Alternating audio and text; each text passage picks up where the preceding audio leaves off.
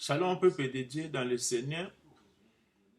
J'aimerais qu'on puisse un peu partager aujourd'hui sur la volonté parfaite et la volonté partielle de Dieu. La volonté parfaite et la volonté partielle de Dieu. Alors nous lisons la Bible rapidement dans Genèse 19, versets 16 à 18. Genèse 19, versets 16 à 18. Nous lisons la Bible au nom de Jésus. Et comme il y tardait, les hommes le saisirent par la main, lui, sa femme et ses deux filles, car l'Éternel voulait l'épargner. Ils l'amenèrent et le laissèrent hors de la ville. Après les avoir fait sortir, l'un d'eux dit: sauve-toi pour ta vie, ne regarde pas derrière toi et ne t'arrête pas dans toute la plaine. Bien-aimé dans le Seigneur, si le nom bien, et ne t'arrête pas dans toute la plaine. Sauve-toi vers la montagne, s'il vous plaît. Sauve-toi vers la montagne, de peur que tu ne périsses. Et verset 18, l'eau leur dit: oh non, Seigneur. Verset 18, l'eau leur dit: oh non, Seigneur. Bien-aimés dans le Seigneur, en effet, j'aimerais qu'on puisse parler, je répète encore une fois, sur la volonté parfaite et la volonté partielle de Dieu. Qui est parfaite? Bien-aimé dans le Seigneur, parfaite signifie une chose qui est absolument pire, qui n'a ni rite, ni tache, ni couleur, mais qui est vraiment pire. Alors, quand on parle de la volonté parfaite de Dieu, en effet, donc toute la parole de Dieu, c'est ça la volonté parfaite de Dieu, en effet. Parlons spirituellement, donc toutes les paroles de Dieu, c'est la volonté parfaite de Dieu, même si Dieu nous dit 1 plus 1 égale à 3. Si c'est dans la Bible, nous devons accepter que c'est 3. Alors la volonté partielle, ça veut dire que non, et là où mon boy, sous l'insistance en moto, ça va ça là. Exemple, volonté partielle au là, n'est-ce pas, Balam, tant au Balam, qui est batuke non, ou au Mondi, à peu près dans les déserts, j'aime ça qui est au Kendeti, mais, tellement que Balam a l'ingara mbongo, on a ba présent, ba proposa kae, à Kendaka, alors tant à zo Kenangela, wana, anjalingara bomae, c'est ça qu'on appelle volonté partielle. Donc volonté parfaite, Isali, et logo nion surtout on zambali, la volonté parfaite de Dieu. Donc logo nion sur on zambali, donc ma kambu nion son zamba koma, donc on surtout zamba qui go zanango pour ça pour surtout sala. C'est ça qu'on appelle la volonté. Donc elle se peut que non, elle se peut net, c'est pas parce que na Jean 5, elle se veut que non. Après ça va côté poto na mise ce que non sokola na ma ya Bethesda, alors que non na piscine à Bethesda, la piscine à Siloé son na bonne sanité, alors que non avec la banero monate comme ce que non que sur la et l'on na piscine avec un grand disturbe que non Seigneur Jésus-Christ na mona raté na bi penzela te na okende ndenge ni mais tellement que ça qui volonté parfaite sans Nzambe avec obéissance akenaka kosokola miso pe avec lana a monanka. Contrairement si go ana histoire à Lot ne bandeliso tali Nzambe abisi Lot que non, sauve-toi et ne t'arrête pas sur toute la plaine, mais va vers les montagnes. L'autre, en verset 8, ça l'obéit, non Seigneur. Il y a des continuer de développer ensemble. Donc, en effet, mes bien-aimés dans le Seigneur, Lot, tu parles sur histoire à Lot, surtout dans Genèse 19. Qui est Lot? Lot Azali, neveu à Abraham, ntango nzambe abengaki abraham na kati na kalde babimaka ye na lot na sara ntango babimi bakomi na terre ya kana so toke na verset na Genèse 13 omona ke non Genèse 13 na vanda verset 7 lot plutôt baberger ya lot na baberger ya bon babande kosekirele de abraham amona ye ke non ezala malamu mpo toza bandeko toswana te likolo ya babiloko ya mokili tokabwana so yo oke na nord nga nake na si so oke na sudi nga nake na nord mais lot en d'autres termes lot kombo ya lot ça veut dire voile donc en d'autres termes donc aveuglement spirituel en d'autres termes tokoba ke non moto moko amona mosika te donc mpo na lot donc so pape mpo na lot efeki komi ezali voile donc omona kaka oyo amona pelouse ya nini ya Sodome na Gomorrhe asepelaka nango makasi amona yango ke non te ezalaki lie moko bien mpo na kovanda so totali na kati na Genèse 19 omona keke pa bible elobi ke non amona ezalaka na apparence ya jardin d'Eden de l'autre amona yango ke non te atekesaki bisika moko ya kovanda mais malheureusement ezalaka esika kovanda te ezalaka nde bisika oyo ezalaka rempli de serpents quand on parle de serpents ça veut dire que non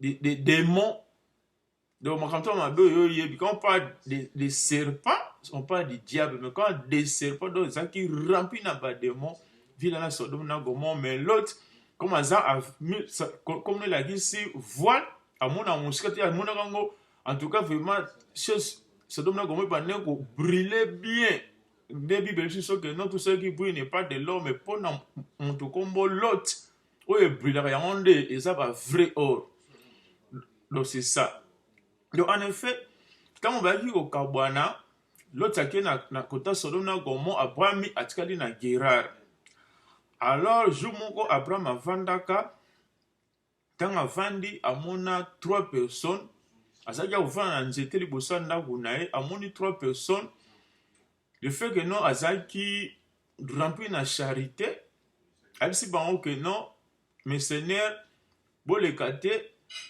bozela bopema wa nayamba bino nasala quelque chose bolia bomela comme ça bokontinue chemin na bino bato wana mpe bandimaka nzoka nde ezalaka bato ordinaire te mais ezalaka 2 anges na nzambe nde Abraham ayambaka elambi bango apesi bango biloko ya kolia apesi bango mai na kokende na bango nzambe abaki ke non alobi ke non est-ce que nali na détruire Sodome na Gomorrhe na bombela Abraham habite il fallait neuf ça Abraham abise que non bakri contre Sodome na Gomorrhe ils ont mata likolo la raison pour laquelle na kiti pour na woyoka soki bakri wana eza ya solo to eza lokuta pona na détruire yango to na tika alors tant l'autre okaki message na abisi nzambe soki eza na 50 juste est-ce que nzambe oko détruire yango nzambe abiso eza na 50 juste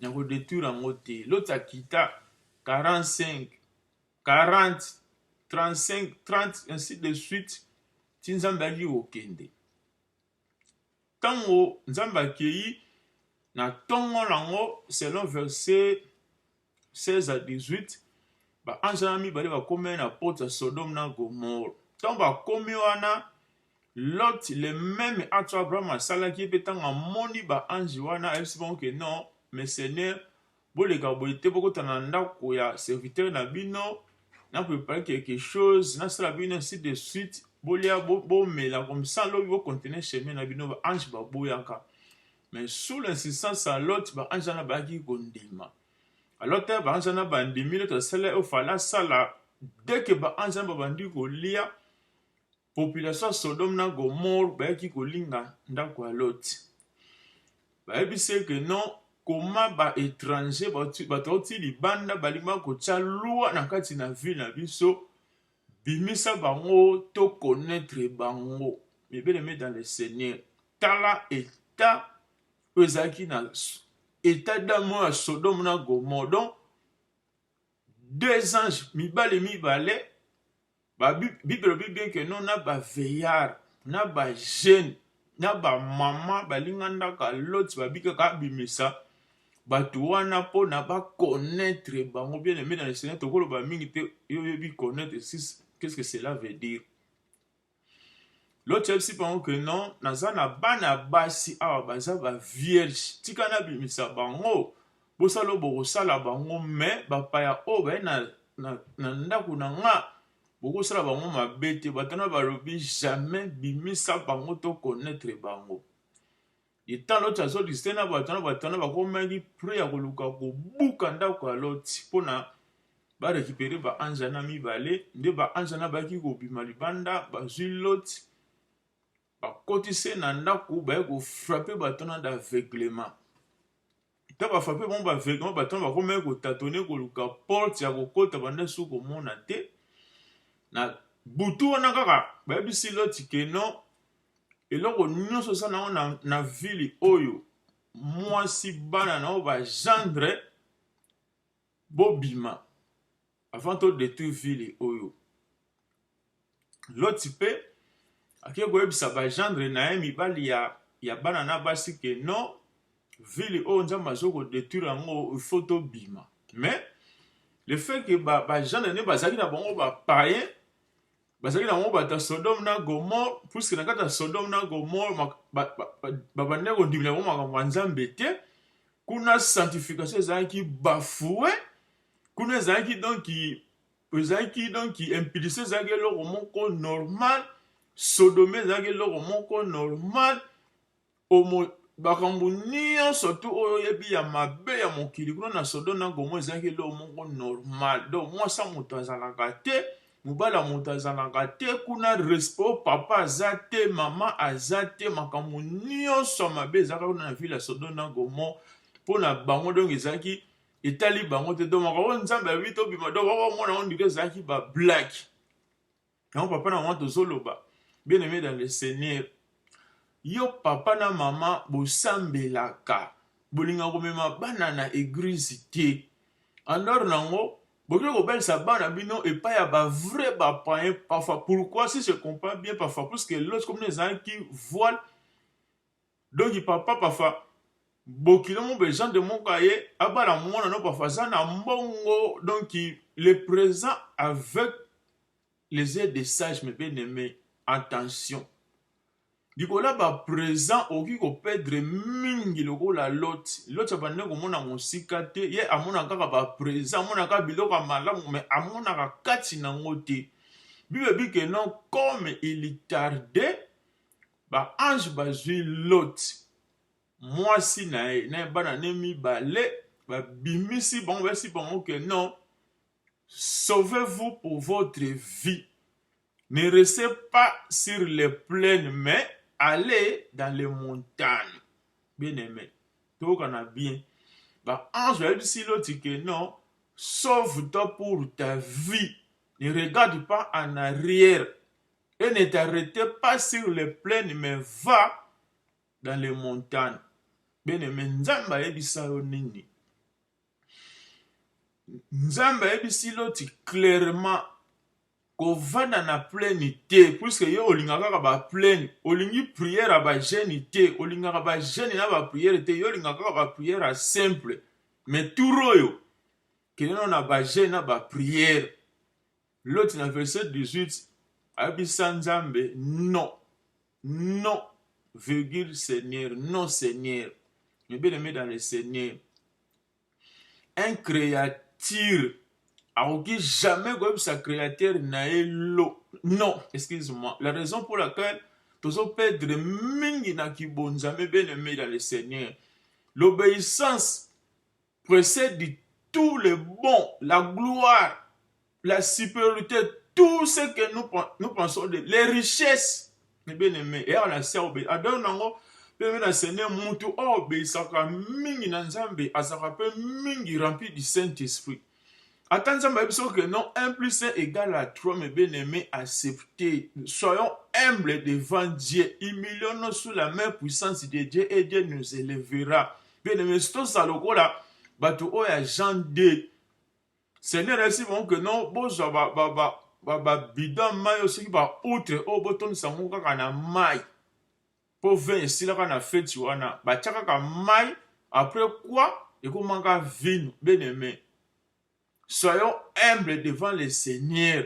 Tout ça, le col à l'autre, mais bien aimé. Nzambe, le Dieu, c'est la sagesse, c'est l'intelligence. Yemutchabi, ezali, ekoya. Na parfois, biso toko tchana mutu na biso te. Selon qu'il est écrit, il donne à nous, ses enfants, ce qui n'a jamais monté dans nos pensées, ni vu dans nos yeux, entendu dans nos oreilles. Alors, Nzambe comme message, c'est l'autre que non. Bon, on a plein de gens qui sont dans la montagne, mais l'autre témoin qui très sage, on Nzambe bengi li bon mal à mieux sonae, ya bisi Nzambe non. Seigneur, tika biso, toke na mboko za pembeni, o bengi ngo soyar, pour nini soko bandi ko tumba ville, so toke na montagne. Ya fa to koma te to zika, mais bien aimé dans le Seigneur. Nzambe mutasala likolo na se, a biso que non. Kende na montagne yo banda so disite na Nzambe ote Nzambe kuna za mosika bien aimé to sa makasi to kota na kati ya humilité de bien sûr que non humilité précède la gloire Nzambe bisi loti mwasna bana na e botala su na simati mais bien aimé bando bongwama toujours régression mais bien aimé attention la séparation ou la brisement de la communion chrétienne amène la mort spirituelle. La mort spirituelle peut aussi entraîner la mort physique dans nos vies. Le lo salima sou chaque fois ça ma sumo na se repentir ça ma se repentir et bien ko ça ma sumo za na tenter ya se repentir parfois ma be ko e là ah non mais ben mais tu sais tant ça la prière moto ni tient à diable moto diable za omniprésente mais moko les ali yo sala li sumo na miso ba ange to ya za ki bisika wana o vivre wa conséquences dans bien aimé Nzambe bisi loti bien moi si bana na e bota susu na simate moi si na e c'est vraiment que Bible c'est que non 1 plus 1 égale à 1 moi si pas ça qui déjà rempli na cupidité Yépe moi c'est pas mon amour si c'était plus que da abala mobile wa benyi kombo voile donc moi c'est pas ça qui déjà voilé fallait que gata la nation mon amour ça qui moi ça n'a pas manqué statique et bien aimé depuis ambassadeur Jésus-Christ comme Seigneur et Sauveur oza wapi osalaka nini oninga na kovanda otelema osalaka nini bien aimé dans le Seigneur bien aimé Nzambe en tant que sagesse et intelligence ayebaka pete na kati na Sodome na Gomorrhe malgré que non loti abane komona bani bazaki ba vierge puisque na temps na bien aimé na kati ya Sodome na Gomorrhe sokobi oluka bato baza na sanctification faut que na kati ndaka loti mais bien aimé faisons attention sanctification ezaka na charité ezaka ermo pe intégral. La sanctification intégrale consiste à sanctifier le corps, l'âme et l'esprit. Parfois, le corps non osera pire, mais makanisi na yo, ba pensée na yo ezana moins pire. Parfois, corps, âme na yo eza pire, mais esprit na yo na butu et ça la parfois makansus oyo yebi. Ensuite, baza na butu ba liaka, ba melaka, ba sa makamwa ndenge na ndenge menaki busuni ba sala ngote. C'est ça qu'on appelle la sanctification intégrale. Nzamba amona ke na sanctification intégrale bana loti bazaki n'échec ndebisaki loti yo malgré totumba Sodome na Gomorrhe yo na bana bokeni na montagne bokeni na vie ya ba jeune ba prière boza na makambo ba prière à ceci puisque boza na danger permanent puisque Nzamba amona ke non kacha Sodome na Gomorrhe tous les esprits bane ko pena Sodome na Gomorrhe zaki da kacha bana loti na so pour laquelle Nzambe abisa ke no yo na bana na yo na mwasi no bokende na montagne me bien aimé Nzambe abisa oni me bien aimé Bible se que non bana baza bénédiction mais Bible peut le dire que non celui qui mettant au monde est insensé ne saura jamais être dans la joie bien Bible bien abisa lisusu ete Bible bien abisa soni me bien aimé quand l'autre, Nzambe sait que non, qu'il y a une montagne, moi, c'est un banana. Obéissance, mais bien aimé, précède la bénédiction. La désobéissance précède la malédiction. Ce qui l'autre, ayoke la Nzambe, mes bien-aimés, ça malamu po na ye. Le fait que l'autre abandonne pour résister, tout le monde a dit que n'a pembe na ville ça na plein mes bien-aimés, qu'est-ce qui était arrivé? Bien-aimés, moi si n'est à comment stati. Tant moi si n'a comme stati mes bien-aimés, bananae pour un peu si mes bien-aimés dans le Seigneur. Bible chose que non, tu perdras l'héritage que je t'avais donné à cause de ta faute, bien-aimé.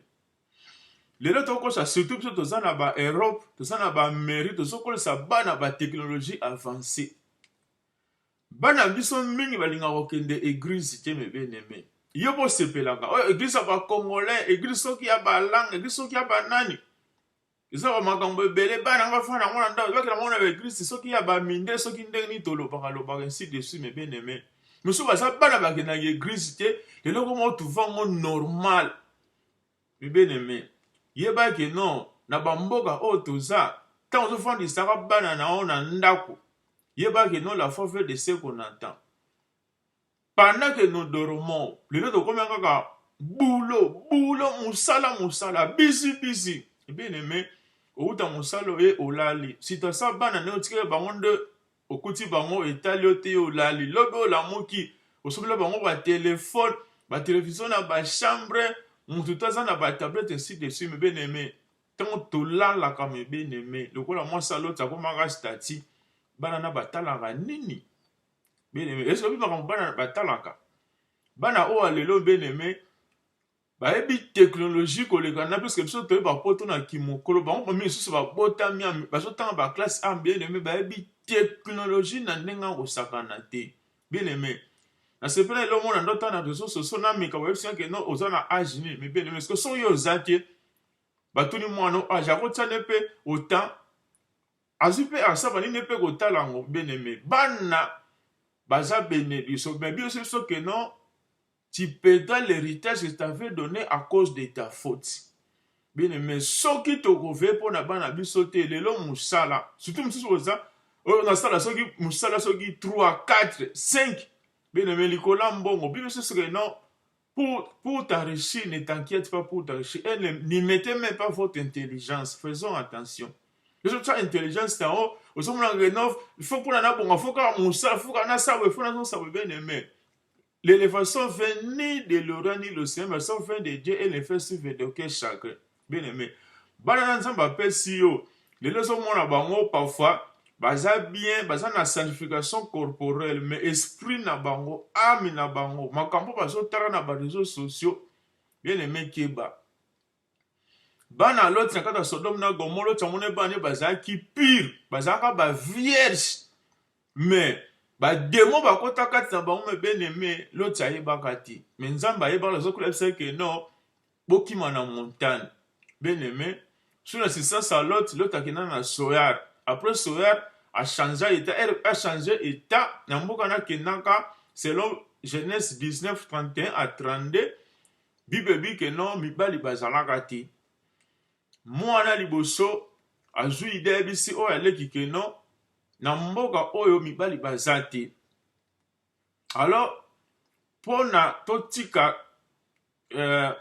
descendance ya papa na biso ebunga te na mokili tomelise masanga comme ça tokouche na ye mpona totikala kobota bana na ye me yoka baide oyo bana oyo lelo les enfants de ce siècle au bazar bien aimé au moins la histoire au moins moi ça histoire de bien aimé pas nzambe ils ont na histoire bible ça n'a passé te ils ont na présent ils ont la présent biso to koleka ba verset otika et aux alaka présent pe makombo ça na bible et si la raté et ça la makakaka le bien aimé so ko ba no ba kende grise au sommet la bango ba ordinateur ba télévision ba téléphone za mabete ocha ba wifi soki ba wifi na bandako wambelisa ba chambre na bango batala makambo surtout ba comme la technologie avancée ebi makambo presque tout ya mokili baza déjà na très avancé na technologie na bien aimé surveillaka bango wifi na ndako bien aimé code wana yo zaka na ngata na mutu no soko lingo bi mokangi soko ye otie bien aimé zana bizela kozwaka compte ya bana no de jour au jour.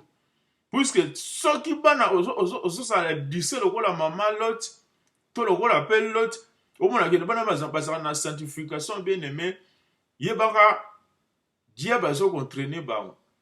Alors, tant que vous allez déjà démonétiser, ça veut dire que nous rempli de démons, comme on a posé ça au la pratique.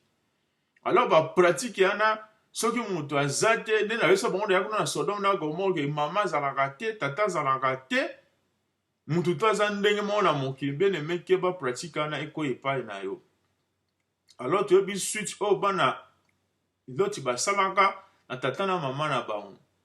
Que Dieu nous bénisse richement au nom de Jésus-Christ. Bien-aimés, soyons prudents, soyons sérieux. Toute la parole de Dieu est bon pour instruire, enseigner, corriger, édifier, éduquer, afin que l'homme de Dieu soit complet. Alors, le banzam beza loko la mbula. Et bimakate enoka sa ezanga kosala misala. Waza na moto ya koyoka ayoka. Que Dieu nous bénisse richement au nom de Jésus-Christ. Merci. Bye.